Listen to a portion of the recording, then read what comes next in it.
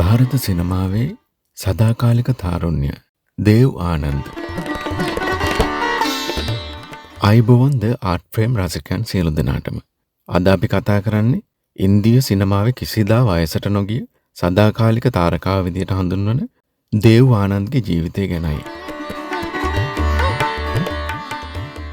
දශක 6කට අධික කාලයක් රිදී තිරේ තමන්ගේ ආකර්ශනීය සිනාවෙන් සහ වේගවත් දෙබස් රටාවෙන් පාලනය කරපු ඔහු සැබෑ ජීවිතයේදීත් අභියෝග හමුවේ නොසැලී සිටි සැබෑ වීරයෙක්.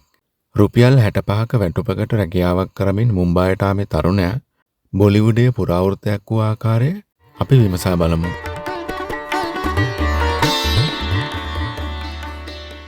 එක්දස් 923 සැප්තැම්බර් 26 වෙනිදා පංජාබයේ ගුර්දාස්පූරයේදී දේව් ආනන්ද උපත ලබනවා. ඔහුගේ පියා ප්‍රකට නීතිඥයෙක් වගේම නිදහස් සටන්කාමියෙක්. ලාහෝරේ රජයේ විද්‍යාලයෙන් ඉංග්‍රීසි සාහිත්‍ය පිළිබඳ උපාධියක් ලබාගත් දේව් සිය අනාගතය සොයා මුම්බායට එන්නේ 40 දශකයේ මුල් භාගයේදී. මුම්බායට එන විට ඔහු ළඟ තිබුණේ සුළු මුදලක් සහ විශාල විශ්වාසයක් විතරයි. ඔහු සිය මුල්ම රැකියාව විදියට රුපියල් 65ක වැටුපකට සේවය කළා. පසුව ලිපිකරුවෙක් විදියට වැඩ කරපු ඔහු අශෝක් කුමාර්ගේ රංගනය දැක නළුවෙක් වීමේ සිහිනය දැඩිව සිතට ගත්තා.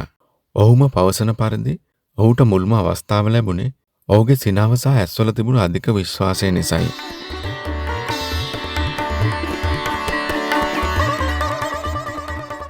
හතලිය දශකයේ අගභාගයේදී දේව් ආනන්ද සහ එකල සුපිරි තරුවක් වුණු සුරයියා අතර ඇති වුණු ප්‍රේම සම්බන්ධය බොලිවුඩ් ඉතිහාසයේ සංවේදීම කතාවක්.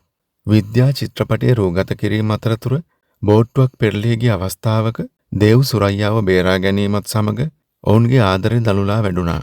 දේව් එකල ඇයට රුපියල් 3000ක් වටිනා දියමන්ති මුදුවක් දී විවාහ යෝජනා කළත් සුරයියාගේ මිත්තණියගේ දැඩි විරෝධය නිසා ඒ ආදරේ විවාහයකින් කෙලවර වුණේ නැහැ. දේව් හින්දු භක්තිකයෙක් වීමත් සුරයියා මුස්ලිම් වීමත් ඒට හේතුවයි. සිය ප්‍රේමය වෙනුවෙන් සුරයියා මුළු ජීවිත කාලයම අවිවාහකව ගත කළ අතර 2004 දී ඇය මිය ගිය අවස්ථාවේ දේව් මාධ්‍යයෙන් සැඟවී හුදකලාව හඬා වැළපුණා. පසුව ඔහු සිය ස්වයං චරිතාපදානයේ සඳහන් කළේ සුරයියා ඔහුගේ පළමු සැබෑ ආදරේ බවයි.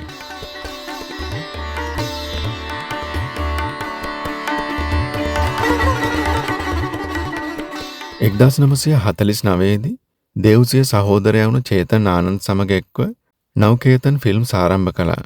දේව් සහ ඔහුගේ සමීපතම මිතුරා වූ ගුරුදත් අතර අපූර්ව ගිවිසුමක් තිබුණා. එනම් කවදා හෝ එක් අයෙක් සාර්ථක වුණොත් අනෙක් කෙනාට උදව් කරන බවයි. ඒ අනුව දේව් නිෂ්පාදනය කළ බාසි චිත්‍රපටය ගුරුදත් විසින් අධ්‍යක්ෂණය කළා. මෙය බොලිවුඩේ බොම්බේ නුවාර් සිනමා රැල්ලේ ආරම්භය ලෙස සැලකෙනවා.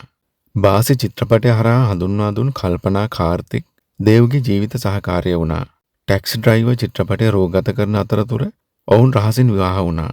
දේව්ගේ සිනමා දිවිය තුළ ඔහුගේ වේගවත් දෙබස් රටාව සහ හිස සැලීමේ සුවිශේෂී ඉරියව්ව නිසා ඉතා ඉක්මනින් ජනප්‍රිය වුණා.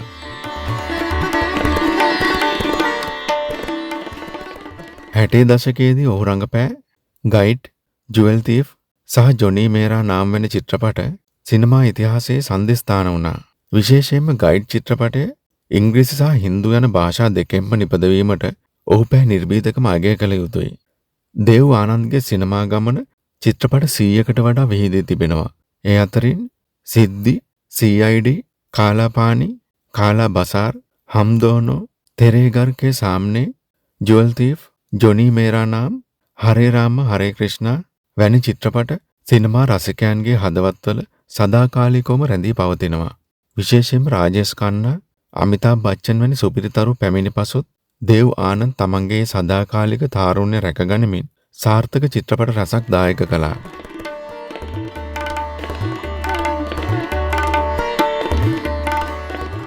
දේව් ආනන්ද හුදෙක් නළුවෙක් පමණක් නෙවෙයි. ඔහු අති දක්ෂ ලේඛකයෙක් සහ අධ්‍යක්ෂකවරයෙක්. ඔහුගේ චිත්‍රපට 13ක කතාව ලිව්වේ ඔහු විසින්මයි.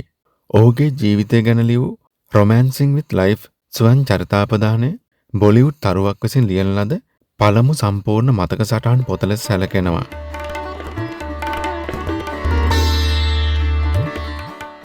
70 දශකයේදී ප්‍රේම් පුජාරි චිත්‍රපටයෙන් අධ්‍යක්ෂණයට පිවිසි ඔහු හරේ රාම හරේ ක්‍රිෂ්ණා වැනි කාලීන තේමාවන් ඔස්සේ නිපදවූ චිත්‍රපට හරහා ඔහු සැබෑ නිර්මාණකරුවෙකු බව ඔප්පු කළා.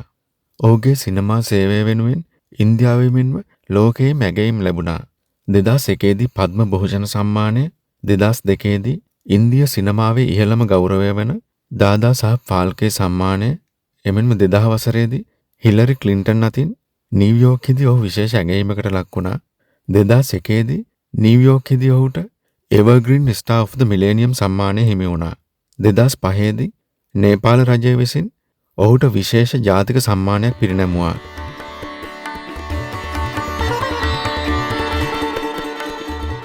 රාජේෂ් ඛන්නා වැනි සුපිරි තරු පවා දේව් ආනන්දව හැඳින්වුවේ තමන්ගේ ආදර්ශය සහ ප්‍රියතම තරුව ලෙසයි. ෂාරුක් ખાන් පවා රබ්නේ බනාදි ජෝඩි චිත්‍රපටයේ ගීතයක් කරහා දේව් ආනන්දට උපහාර දැක්වුවා.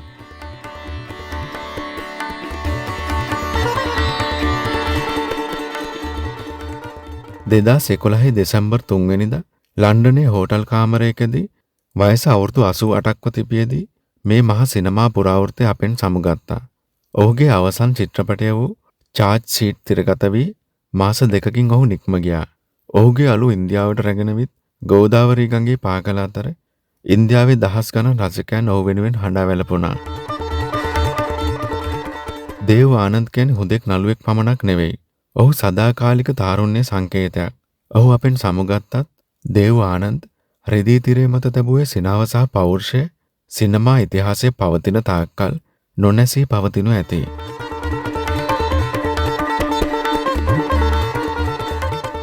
ඔබ දේව් ආනන්දගේ වඩාත්ම කැමති චිත්‍රපටය කුමක්ද? මේ අසමසම චරිතය ගැන ඔබේ අදහස මොකක්ද? පහලින් කමෙන්ට් කරන්න. මේ වගේ තවත් සිනමා පුරාවෘත්ත ගැන දැනගන්න The Art Frame අපිව සබ්ස්ක්‍රයිබ් කරන්න. සුබ දවසක් ඔයාලට.